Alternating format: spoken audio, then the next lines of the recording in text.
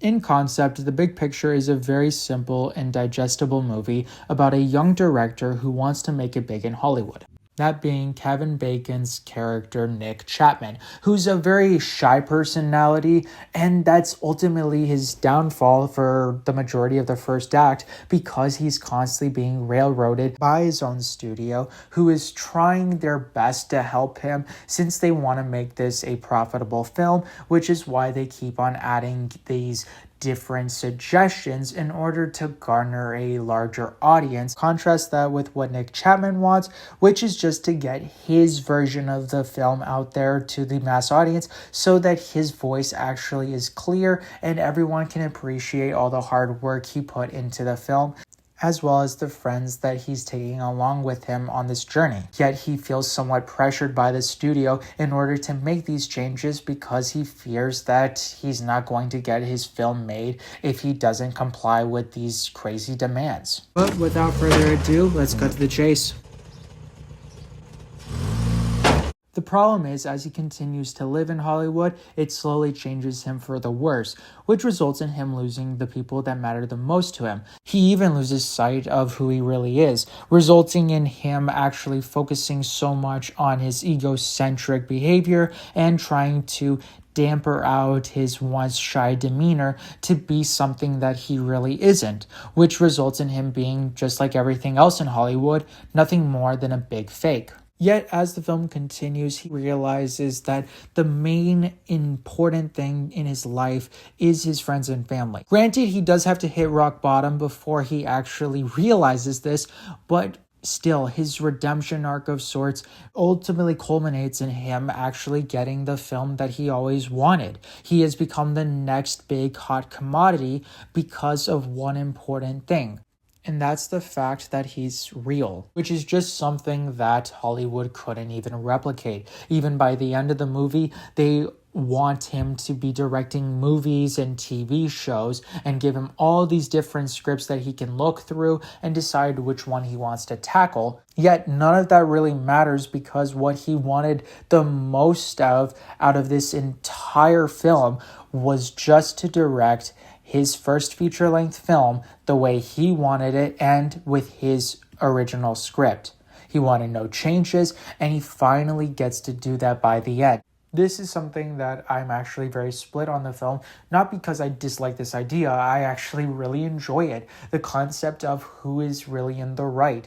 Is it actually the studio executives who have this idea, who sound very out of touch, but they are mainly looking for what will get the audience into the seats, what actually do the people want to see, compared to Nick Chapman's version, which is a brand new idea, which sounds very unique, but might only be for a very niche audience that might be able to appreciate it, which could probably run the risk of actually being a financial failure. But for now, I do want to still talk about my main issues as well as actually the positives of The Big Picture. To get the negatives out of the way, because they are minimal, but it still does hold this film back for me, starting with pacing, because that actually kind of gets worse on rewatches.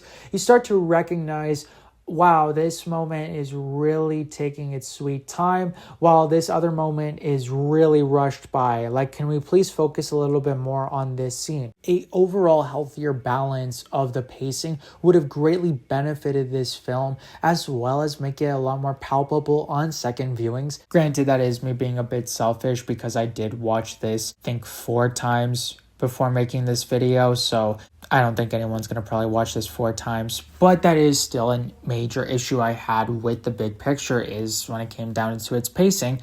However, the stuff that did get better on rewatches was Kevin Bacon's character kind of grew on me, even though I still think he's a bit one-dimensional and I cannot say that he's an exceptional character. He does have some charm, and even the dream sequences kind of grew on me at certain points. Now, don't get me wrong, some of these are cringy. Except the great things about the dream sequences is there's finally a sliver of Chapman. I finally understand what this character is about. He has personality. He is intriguing because look at how he perceives the world. So getting to see more of that, I would have greatly appreciated. That's why I'm going back and forth on if I hate this character or if there's at least a decent dude here. It's just I've seen so many films that have elevated their character that I kind of wanted Nick Chapman to get the same treatment. Sorry, this is supposed to be me praising Nick Chapman. Okay, so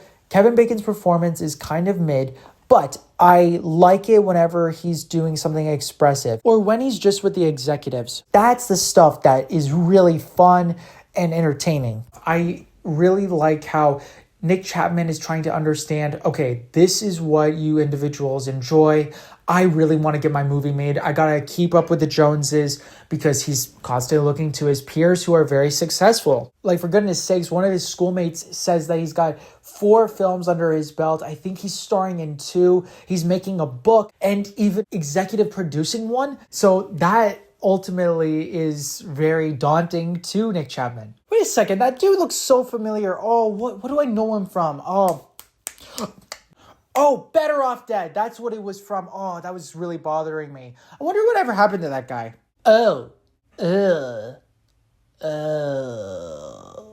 Anyway, so Nick Chapman is learning from these executives on what they want. So when new management comes in and says, yeah, we don't really like your movie as is, he does everything to try and save it because he's right now fearing that he's never going to even get his project off the ground, which will then result in him being like a lot of directors in Hollywood, out of work and probably a busboy, which I think is really hilarious. It does remind me of Seinfeld, an entire season focusing on Jerry and George trying to get their pilot off the ground, only to have new management come in and say, yeah, I hated this from the get-go. See you next season, but your show is canned. That is why this entire segment really works for me, which I know might not work for everyone else. Another one of my favorite parts about this movie is actually Martin Short, who plays Nick Chapman's agent, and he's conveniently named Martin in the film, and he's absolutely awesome. Like, he's hardly in it, which actually really pisses me off, but whenever he's on screen, he's going for it. He's constantly doing these little things where he's like asking the waiter, hey, I want you to go and give this guy something, but let me know what he thinks. And just absolutely had me bawling. And then you have it where he's like doing these weird things with the eyes, constantly repeating himself. I thought, for me, that was the highlight of this film. Honestly, like I said, I was really disappointed that he's not in it more because his relationship with Nick Chapman, I think, is probably even more interesting than Nick Chapman's relationship with his girlfriend. But maybe everybody else was grateful that he wasn't in the film too long. That being said, I don't think that giving Martin Short necessarily a bigger role in this movie actually fixes all of its issues, but I do want to at least share some of my ideas that I had about where the movie could have gone in terms of different directions. I had at least 3 that I came up with, and obviously, these are probably not even great, and you'll probably enjoy what Christopher Guest did. I just thought this was a fun exercise, so let's get into it. Starting with idea 1, it was going to probably focus more on Nick Chapman gets his film greenlit by the studio, and as he's in pre-production, the studio keeps interfering, adding different actors, doing a lot of shady stuff on in the background, without Chapman's knowledge, of course. That is kind of what I was expecting. There's a lot you could do with that, and use some of the similar beats that we saw within the film. You can have his entire friends be a part of this project, and slowly, one by one, does he have to fire them because this is what the studio demanded. The second idea was going to focus more on a comedic downfall of Chapman's life to the point in which he learns a alternative route to Hollywood. He doesn't need to have any of these big studios or anything like that. Instead, he can just become more of an indie guy and garner a following that way. I think that would have been a very fascinating perspective and be somewhat encouraging for those who want to be young directors. The third concept was going to focus more on Chapman and his agent Martin as they tried to figure out what to do with this film, and slowly but surely Chapman actually gets molded by Hollywood to make whatever crap they want him to make. That's something that you can say would be a bit jarring for audiences since it's a comedy, but I think there's an important message that you could focus on at the end, where Chapman has given up so much for greatness to the point in which he asks himself, was it all worth it? And you can keep it ambiguous if he made the right decision or not, because there are some individuals who might actually agree with the perspective of giving up everything just for a sliver of having your name be known by a bunch of people. That kind of concept was something that I thought could have been played around with, but you don't even need to go any of these three directions. There's so much that could be explored with the big picture.